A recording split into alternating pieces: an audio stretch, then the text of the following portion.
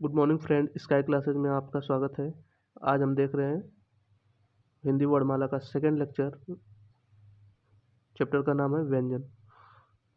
हिंदी में व्यंजन 5 प्रकार के होते हैं: स्पर्श व्यंजन, अंतस्थ व्यंजन, ऊष्म व्यंजन, संयुक्त व्यंजन और उत्क्षिप्त या द्विगुण व्यंजन।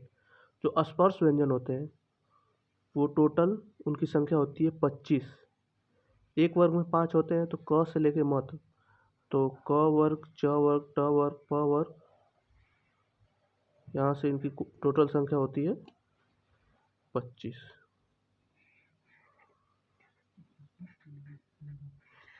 स्पर्श व्यंजन क्यों कहते हैं इनको? जीभ मुख के किसी न किसी भाग को छूकर ही निकलती है। आप बोल के देखें, क, ख, ये मतलब कंठ से निकल रही है। ऐसे ही च वर्ग आएगा जो तालू से निकलेगी। च, छ, तालू से टच हो रही है कि नहीं, आप लोग बोल के देखिएगा। च, छ, ज, झ, इसलिए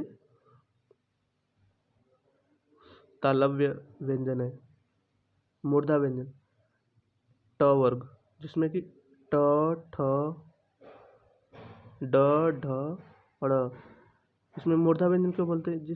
इसमें जीभ ऊपर जाके मुड़ती है, इसलिए इनको मूर्धा व्यंजन बोलते हैं।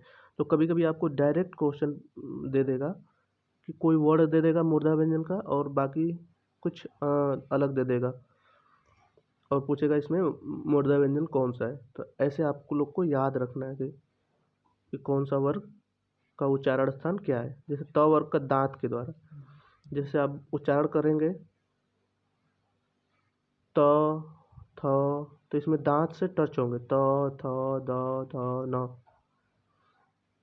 प वर्ग होठ टच होगा, प, फ, जैसे आपको देखोगे फील कर रहे होगे कि ऊपर और नीचे का होठ टच हो रहा है। प, फ, ब, इसलिए इसको होष्ट व्यंजन भी बोलते हैं। ठीक है, अब हम आते हैं अंतस्थ। अंतस्थ व्यंजन वो होते हैं जो कि बिना रुके निकलते हैं। कोई अवरोध पैदा नहीं होता इनके बोलने में। य, र, ल, व। याद रखना आपको, डायरेक्टली कोई इसमें रॉकेट साइंस नहीं है कि आप लोग को कुछ समझना है। बस आप चीज़ों को याद रखिएगा कि अंतस्थ व्यंजन कौन से होते हैं। य, र, ल, व रट लीजिए। डायरेक्ट यही वर्ड पूछेगा, कोई एक वर्ड दे देगा, बाकी कोई दूसरा दे देगा 3, और पूछ देगा इसमें अंतस्थ व्यंजन कौन है। तो आपको याद रहेगा तो तुरंत निकल जाओगे, उसमें समझने वाली कोई चीज़ नहीं है। ऊष्म व्यंजन जिनका उच्चारण करने में मुख से गर्म हवा निकलती है। स, श, स, ह। आप फील कर रहे होगे, मुंह पे हाथ लगा के देखिएगा कि मुख से गर्म हवा निकल रही है। संयुक्त व्यंजन जो दो व्यंजनों को योग से बनते हैं उनको संयुक्त व्यंजन बोलते हैं। जैसे छ, क और श को मिला के छ बना। त्र, त और र को मिला के त्र बना। अज्ञ, ज और अ को मिला के अज्ञ बना।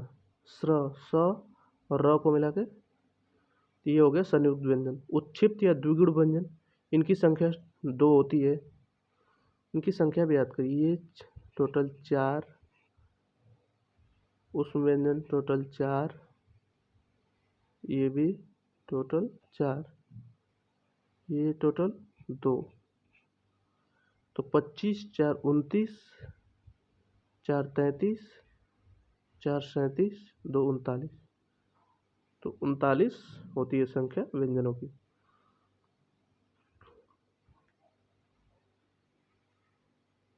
और ये हो गया हमारा स्पर्श, अंतस्थ, ऊष्म, संयुक्त और उत्क्षिप्त व्यंजन। ठीक है, इनका वर्ड याद रखिएगा, बस आप क्वेश्चन कर ले जाओगे।